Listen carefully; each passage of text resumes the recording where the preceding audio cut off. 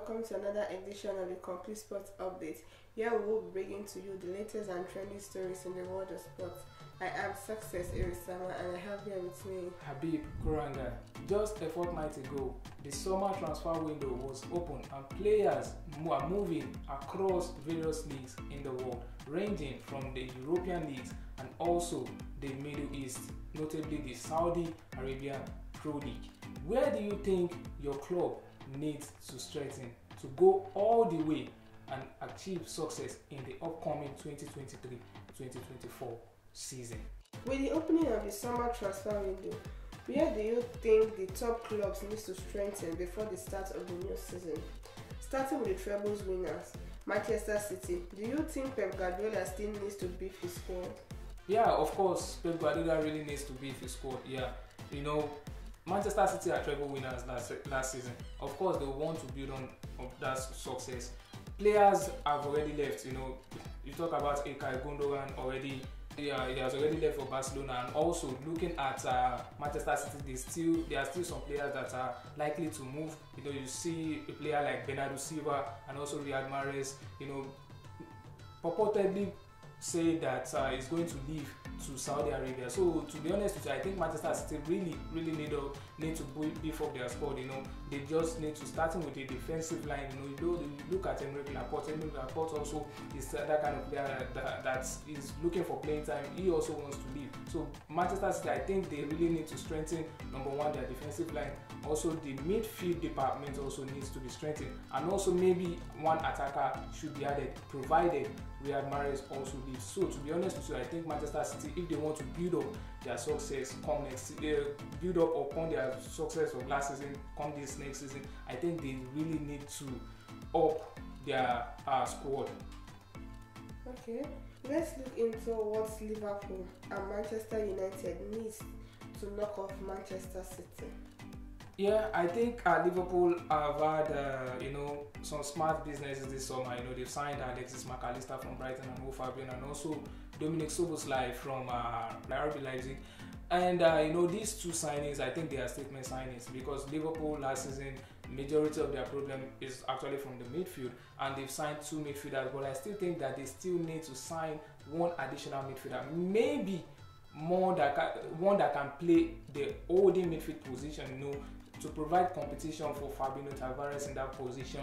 Fabinho Tavares, earlier in the season it was a little bit shaky, not up to pace, not until the business end of the season before he started getting his rhythm. So I think they need to sign a holding midfielder to provide competition for Fabinho in case there's any form of slackness in his performance. And I also think Liverpool still need to sign a defender who is capable of playing as a centre back and also as a right back.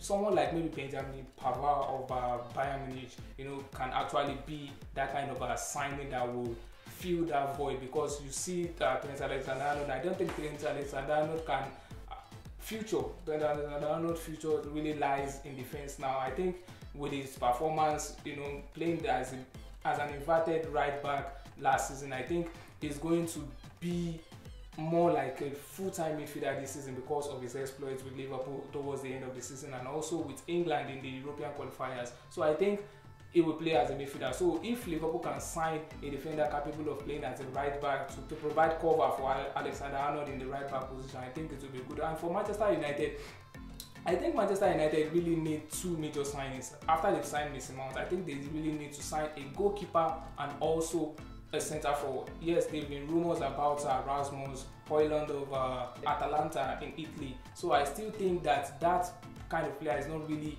a striker Manchester United need, because number one, they need a proven striker that can bang in 25 to 30 goals a season. But I don't think Rasmus Højlund can actually do that for Manchester United, considering the fact that this will be his first season in England, in English football, and considering that factor, and he's also really young, so that will actually have is will actually impact in his game. And also the goalkeeping aspect, I think Manchester United, ever since the year has become a free agent, I think they really need to sign and not a goalkeeper that is capable of playing out from the back, because that's what Eric Ten Hag really wants. And I think players like, goalkeepers like Diogo Costa from FC Porto and also maybe Andre Onana can actually provide that for Manchester United. But to be honest with you, I really think they need a proven striker at first and also a goalkeeper. But the limited transfer kitty that they have, £120 million, they've already spent up to £60 million, remain £60 million. Are they going to sign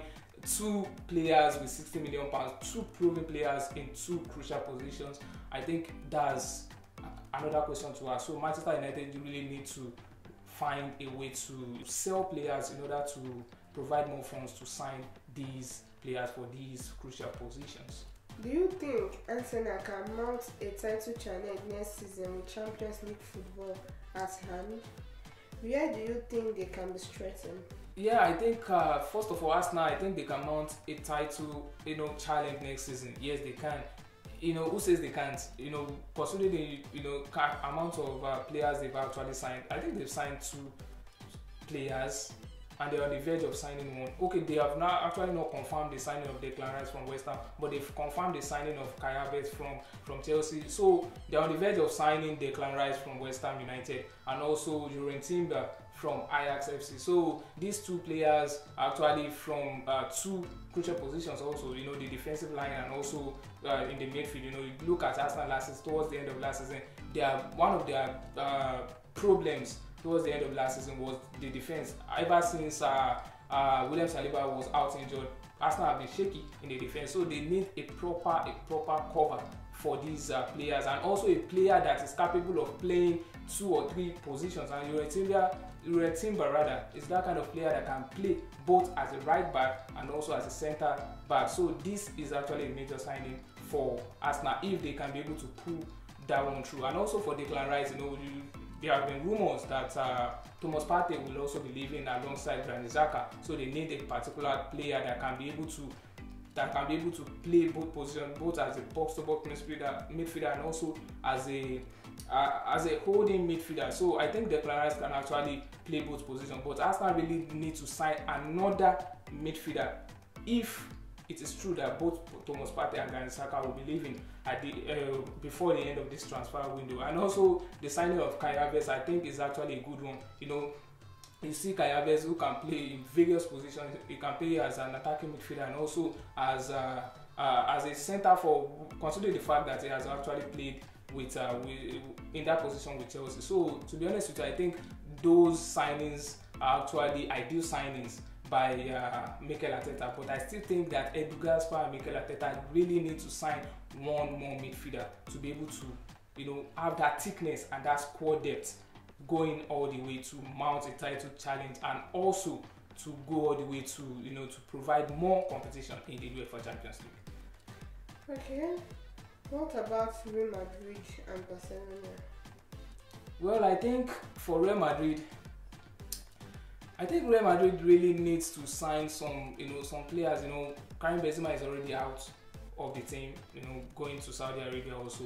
And also, there are some rumors that someone like players might be leaving, Federico Valverde and also Aurelien Tchouameni also have been rumored to leave the club. So I think Real Madrid really need to strengthen their backline, majorly the left back position.